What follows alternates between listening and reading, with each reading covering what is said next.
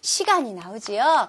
아, 그러면 만약에 이 글을 요약을 한다면 시간 순서에 맞춰서 요약하면 좋겠구나라는 눈치를 채셨어야 됩니다.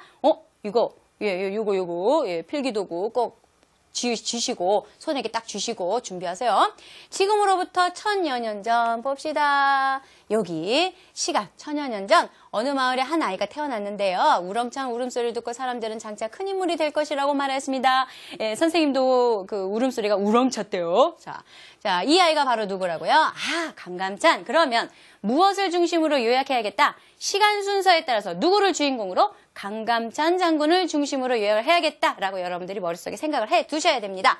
자, 지금으로부터 1000여 년 전 중요하고요. 자, 소년 시절 네모해 보세요. 자, 1000여 년 전에 이런 일이 있었고 소년 시절의 강감찬은 행동이 바르고 성격이 대범해서 칭찬을 많이 받았고 몸집이 굉장히 작았다 그러죠. 예, 강감찬 장군이요. 친구들로부터 놀림을 많이 받았지만 화를 내거나 기분 나빠하지 않은 대인배였다. 이런 말이죠. 자, 그러면 여기 소년 시절 다음에 어떤 시절이 올까요? 자, 꾸준히 공부를 한 강감찬은요. 자, 여기입니다. 36살, 36세 되던 해에 과거에 급제를 했는데요. 이때 아버지께서 돌아가신 뒤라 안타까워하였다. 이 말이죠. 고을의 수령이 된 강감찬은 백성을 사랑으로 보살펴 주었다. 자, 여기 36살에 장원급제했다. 요게 중요한 말이죠.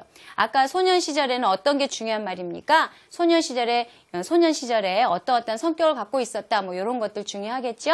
자, 그럼 다음에 여기 있군요. 71살이 되던 해에, 그렇죠. 다 전부 다 시간 순서대로 계속 나오고 있죠. 71살이라 하면 72세가 되겠군요. 71살이 되던 해에 고려를 틈틈이 넘보던 거란이 10만 대군을 앞세워 쳐들어왔는데 어떻게 됐을까요? 그 결과가 중요하죠. 여기입니다. 강감찬은 지혜를 발휘해서 여기죠. 거란의 군사들을 무찔렀습니다. 요게 중요한 내용이 되겠죠. 자, 그러니까 이 글은 강감찬의 일대기를 쭉 써놓은 글인데 언제 몇 세에 막 어떤 중요한 일이 있었는지를 설명하고 있는 글이에요. 그러면 요 글을 요약할 때는 무엇이 드러나게 요약하는 게 좋겠다? 시간 순서대로 시간에 맞춰서 어떤 중요한 일들이 있었는지 중요한 일을 간단하게 써주면 아까 그 긴 글을 이렇게 요약만 해주면 완벽한 요약문이 되겠구나 라고 여러분들이 생각을 해주시면 되겠습니다.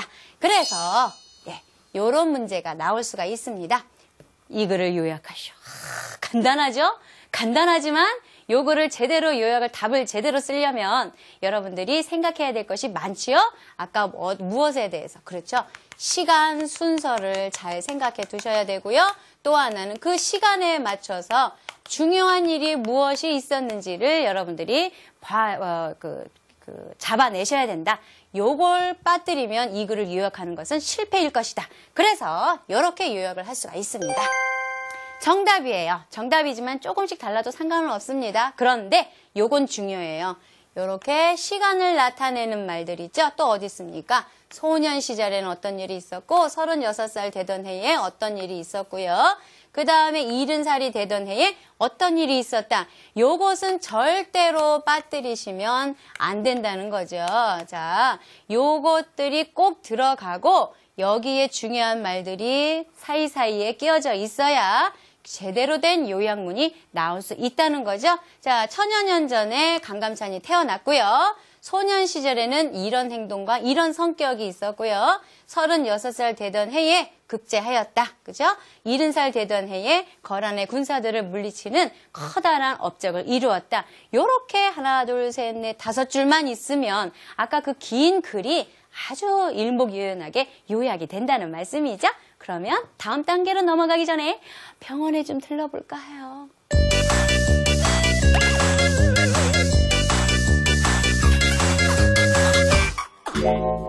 우리 한의원에서는 환자분의 살들을 잘 간추려 드립니다. 환자분의 살들도 잘 간추려 드릴게요. 어떻게 간추리냐고요? 2가지 방법이 있습니다. 첫 번째는 원인과 결과에 따라서 간추리기. 자, 환자분은요, 제가 보니까 그동안 운동을 너무 게을리하고 밤에 너무 과식을 많이 했기 때문에 살이 쪘어요. 그렇죠? 그러니까 이제부터는 운동을 열심히 하시고 그 다음에 밤에는 과식을 삼가해주세요. 어머, 벌써 2kg이 빠졌군요. 두 번째 방법입니다. 두 번째 방법은 시간 순서, 일이 일어난 차례에 따라서 간추리기입니다.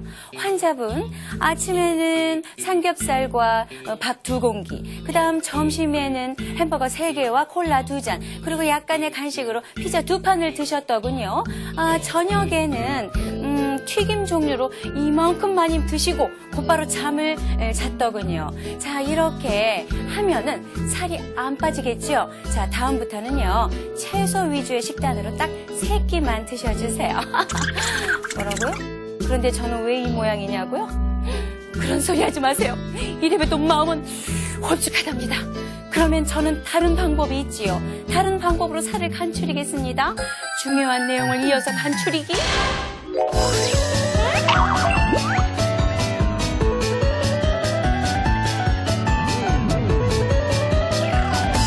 자, 원인과 결과에 따라서 간추리기, 그 다음에 일이 일어난 차례에 따라서 간추리기는 이야기글을 읽을 때 요긴하게 사용할 수 있는 방법이었어요. 그런데 설명문이나 논설문 같은 경우는요, 중심 내용을 이어서 간추리기가 아주 요긴하답니다.